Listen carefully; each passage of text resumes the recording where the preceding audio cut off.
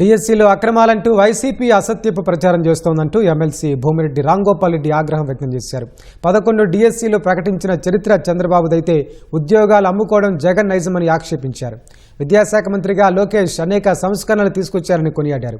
డిఎస్సీలో ఉద్యోగాలు పొందిన ఏడాది తర్వాత వైసీపీ కావాలని రాద్ధాంతం చేస్తోందని మండిపడ్డారు.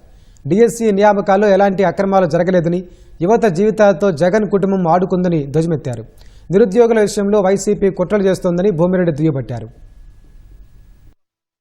6,347 మంది ఉపాధ్యాయులు విధులు నిర్వహిస్తుండగా ఉపాధ్యాయ నియామకాలు అక్రమాలు జరిగాయని చెప్పి రచ్చరాద్ధాంతం చేస్తా ఉన్నారు. జగన్మోహన్ రెడ్డి గారికి నేను సూటిగా ప్రశ్నిస్తా ఉన్నా, మీ దగ్గరికి ఎవరైనా సరే ఈ 16,347 మంది ఉద్యోగాలు పొందిన వారు మేము రాజకీయ పలుకుబడితోనో లేకపోతే మేము లక్షలాది రూపాయల డబ్బులు ఎవరికైనా లంచం ఇచ్చో ఈ ఉద్యోగాలు సాధించామని ఏ ఒక్కరైనా చెప్పారా జగన్మోహన్ రెడ్డి గారు? నేను సూటిగా ప్రశ్నిస్తా ఉన్నా.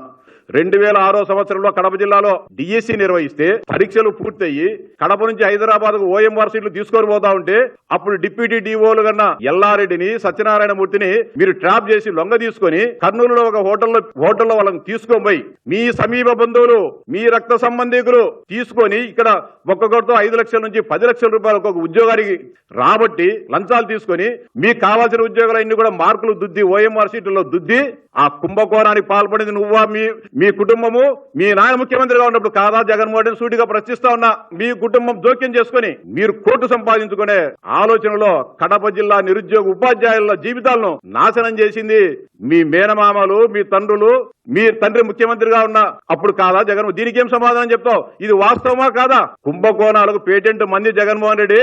మన వైఎస్ఆర్సీపీ మీరు ముఖ్యమంత్రిగా ఉన్నప్పుడు కడప జిల్లా పరిషత్లో 15 మంది కారుణ్య నియామకాలు ఇచ్చినారు. దీనిపైన ఫిర్యాదులు చేస్తే సమగ్ర విచారణ జరిపితే లంచం తీసుకొని మీ పార్టీ నాయకులు మీ మద్దతుతో, మీరిచ్చిన వత్తాసుతో, మీరిచ్చిన ధైర్యంతో, కొంతమంది అధికారుల అండదండలతో 15 మందికి ఫేక్ కారుణ్య నియామకాలు ఇచ్చిన ఫేక్ పార్టీ మీది జగన్మోహన్ రెడ్డి అని చెప్తా ఉన్నా నేను.